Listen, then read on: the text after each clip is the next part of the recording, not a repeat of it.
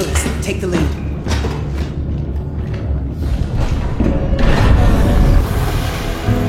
Je crois que c'est l'heure, gamine.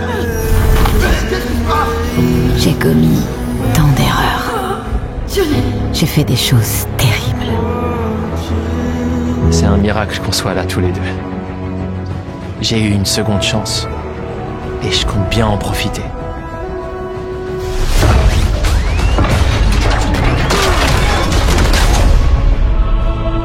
When you need only accept the sacred gift. Caught on camera provokes a question. Can we put our safety into the hands of a machine? OCP holds the scalpel. Where is everybody?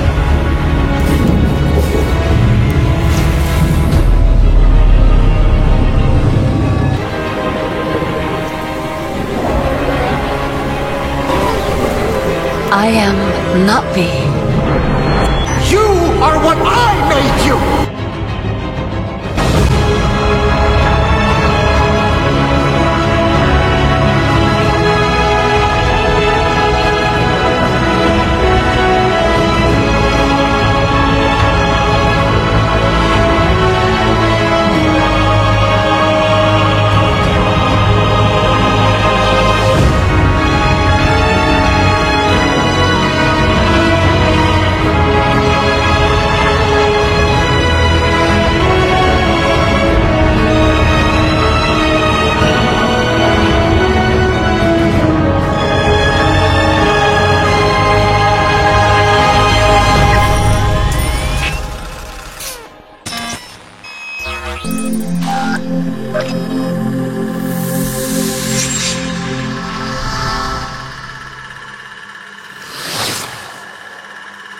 Bonjour à tous et bienvenue dans cette toute nouvelle vidéo consacrée cette fois-ci et pour la première fois sur la chaîne aux jeux vidéo de cette année 2023. Dans les prochaines vidéos, je reviendrai sur les tops, les flops des films, les tops et flops aussi de leur série. Je ne sais pas encore dans quel ordre sortiront les vidéos. En attendant, vous pouvez me suivre sur les réseaux sociaux comme X ou Instagram où j'annoncerai leur sortie. Je rappelle que ce top est un top personnel, mais n'hésitez pas à mettre le vôtre en commentaire ou même vos recommandations. Je serai ravi de les découvrir. Alors en préambule, je n'ai pas fait Baldur's Gate 3, j'ai du mal à le dire, ni Alan Wake 2, car l'un, je ne suis pas fan du type du jeu, et l'autre, faute de temps. Dans ce top, vous ne verrez pas non plus Hogwarts Legacy, et car je n'ai pas aimé le jeu, tout était insupportable, et pourtant, j'étais vraiment ouvert à la proposition. Les personnages commandent toujours ce qu'il faut faire, les ennemis sont très peu variés, et les enquêtes et les cours peu intéressantes. On est même presque loin d'Harry Potter, où les personnages ont quand même au moins un minimum de personnalité. Seul point positif que je retienne sont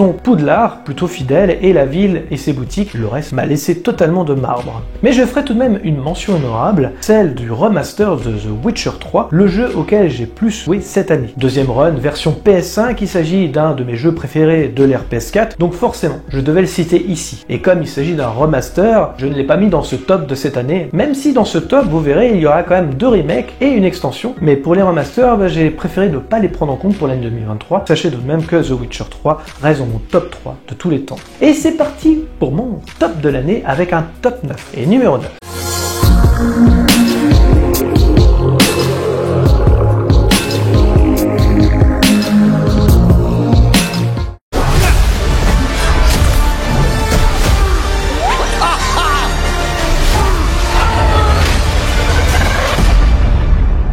Numéro 9, Star Wars Jedi Survivor, qui est un jeu vidéo d'action-aventure sorti sur Microsoft Windows, PlayStation 5 et Xbox Series. Il est la suite de Star Wars Jedi Fallen Order, sorti en avril 2023, suite de l'aventure de Cal, un Jedi rebelle qui parcourt la galaxie, développé par Respawn Entertainment et édité par Electronic Arts. Ce jeu solo d'action-aventure s'essaye au monde beaucoup plus ouvert que le premier. Si on apprécie ces deux grosses planètes, où la liberté est plus visible, les autres planètes restent toujours très couloirs et ne réinvente pas forcément la sauce du premier jeu. Cependant, il reste toujours divertissant, même s'il ne laisse pas une empreinte visible une fois terminé. Et ce n'est pas non plus le scénario qui va rendre ses lettres de noblesse. Pour autant, on apprécie la beauté des graphismes tout de même, et l'ambiance du jeu toujours aussi captivante. Après, est-ce que c'est pas l'effet Star Wars qui peut un peu tronquer mon jugement? Et on va passer au numéro 8.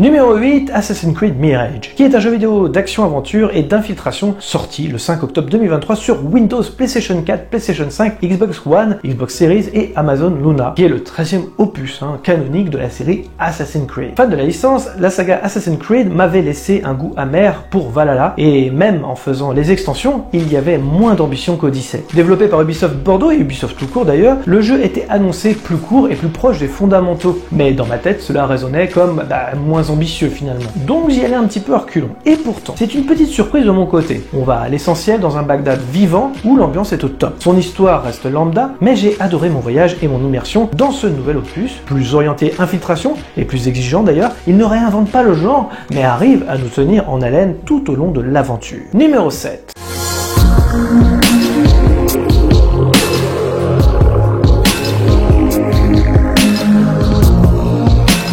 However, one aspect of your composition that has been severely neglected is your human side, your brain. We must smash that thing! I've heard people refer to you by different names. Okay there, Murphy? Fire at will! I'm curious to hear which one you prefer. My name is... Numéro 7, Robocop Rock City, qui est un jeu vidéo de tir à la première personne développé par Teon et publié par Nacon, sorti le 2 novembre 2023 pour Windows, PlayStation 5 et Xbox Series. Le jeu présente un scénario original basé sur les films Robocop, avec Peter Weller reprenant le rôle titre en tant que Robocop. Fan de cet univers, j'étais un peu sceptique avant la sortie du jeu, cependant ayant apprécié grandement leur Terminator Resistance et les nombreux retours positifs concernant le titre, je me suis laissé tenter par l'aventure. Comme Terminator Resistance, c'est carrément une réussite. Même, j'ai envie de vous dire, plus abouti encore. Un grand respect de l'univers, on aborde le jeu dans des phases semi-ouvertes et couloirs à la fois, pour profiter de l'ambiance générale de l'univers Robocop. C'est une surprise assurément, et l'histoire corrige presque la trilogie, considérée comme finalement le véritable troisième film. C'est dynamique, les armes sont cool, et on se plaît à visiter les endroits emblématiques du film. Si vous êtes fan du film, ou que vous souhaitez découvrir carrément l'univers de Robocop, et après vous essayez au film, il ne faut pas hésiter une seule seconde. Et on va passer au numéro 6.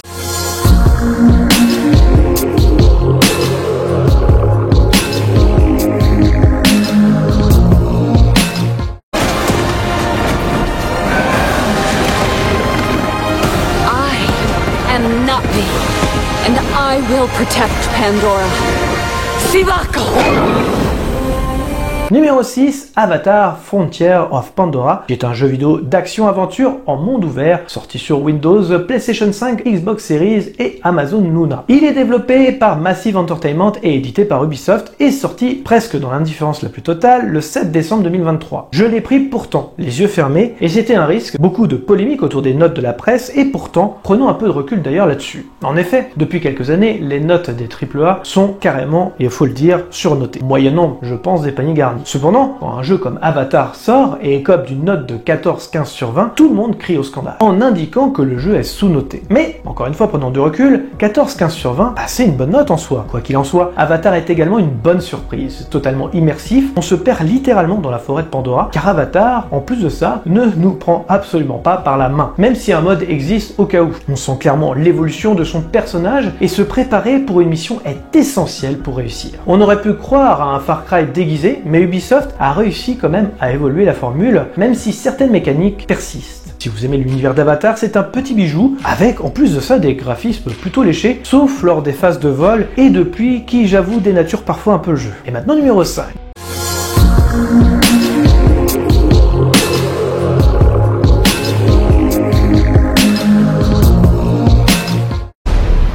Nous allons guérir le monde.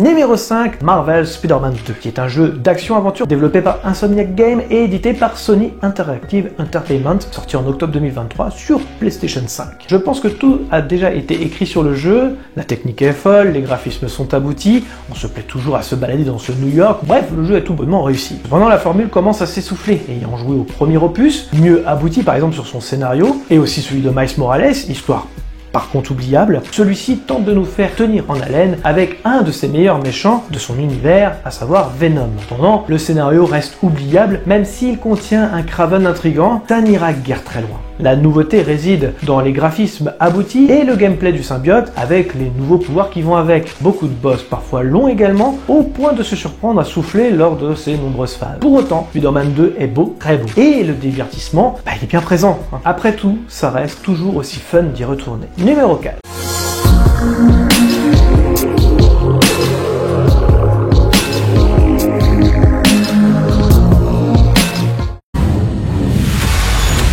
But we don't have much time.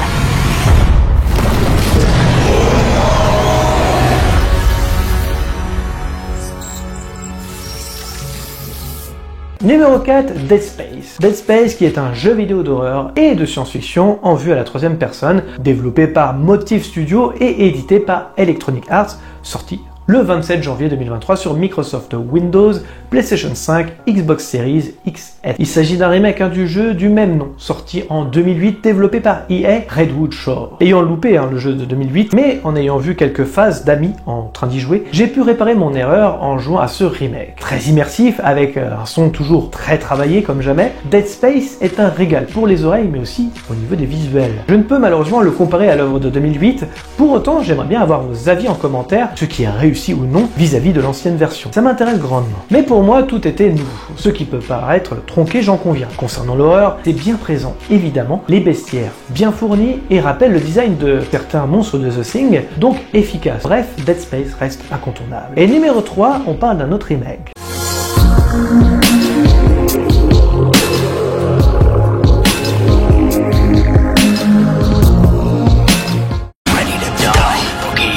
Exalt all! Leon! And let it be so! This time, it has to be different.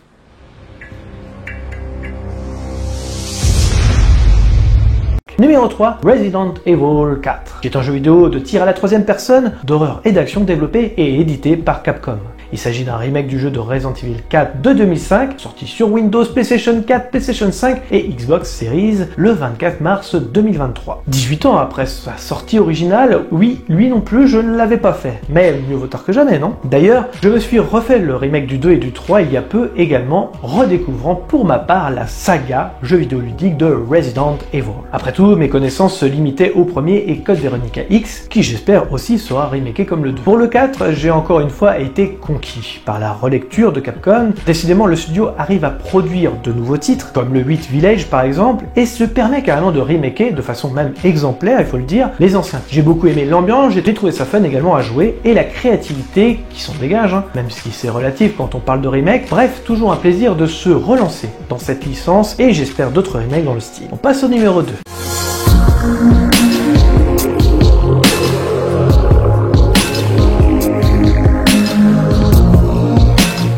Tu te frottes à des joueurs vétérans.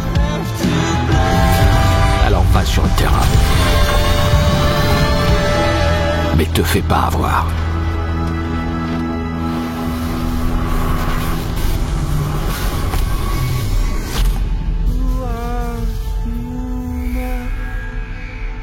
Numéro 2, Cyberpunk 2077 Phantom Liberty, qui est un jeu vidéo de rôle et d'action développé par CD Projekt Red, donc un pack d'extensions pour Cyberpunk 2077. Il introduit un nouveau quartier et de nouvelles séries de quêtes et qui est sorti en septembre 2023. Grand fan également de Cyberpunk 2077, il était évident que je me plonge dans cette extension. CD Projekt généreux finira même la version également définitive de Cyberpunk qui s'accompagne de l'extension et reste toujours palpitante au niveau de l'histoire. Avec Idris Elba également, une nouvelle fin qui fera sûrement débat entre joueurs, un des meilleurs jeux GTA-like de ces dernières années, et continue même sa progression en 2023 malgré que le titre fête déjà tout de même ses 3 ans. Oui, j'aimais déjà le titre lors de sa sortie malgré les bugs. L'ambition était déjà là à l'époque, aujourd'hui avec l'extension, plus les mises à jour, le pack est désormais complet et abouti, toujours impressionnant et très beau graphiquement. C'est toujours un plaisir de se replonger dans Night City. Et maintenant, on va passer au numéro 1.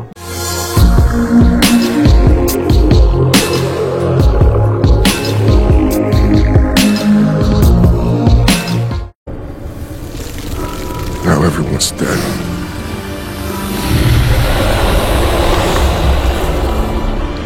Someone needs to know.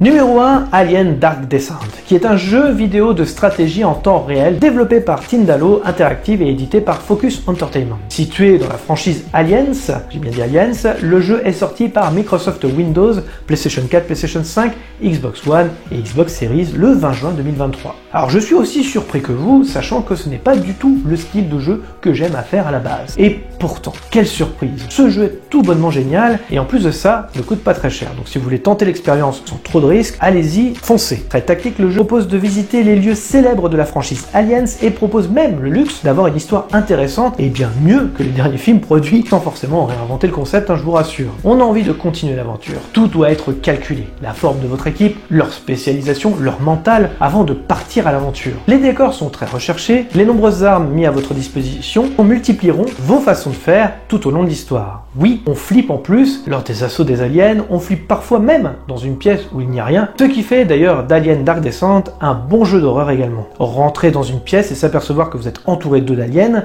là aussi, on se sent un petit peu comme dans le film, complètement désemparé. Il est étonnant que beaucoup soient passés à côté, car honnêtement, ça change et ça réinvente presque même la licence. Curieux de voir ce que le studio va faire après, en tout cas je les suivrai de très près pour leur futur projet. Dites-moi en commentaire si le titre vous intéresse ou si vous y avez déjà joué, ça m'intéresse. Je le rappelle aussi en fin de vidéo, puisque là ça y est, on a terminé le top des jeux vidéo. Il s'agit d'un top personnel, encore une fois n'hésitez pas à mettre le vôtre en commentaire, je serai ravi de vous répondre et d'échanger avec vous. Merci à tous d'avoir regardé cette vidéo, je précise qu'il s'agit d'un avis et non d'une pensée unique. Pensez à liker, commenter, mettre un pouce bleu et d'activer la cloche pour ne rien rater.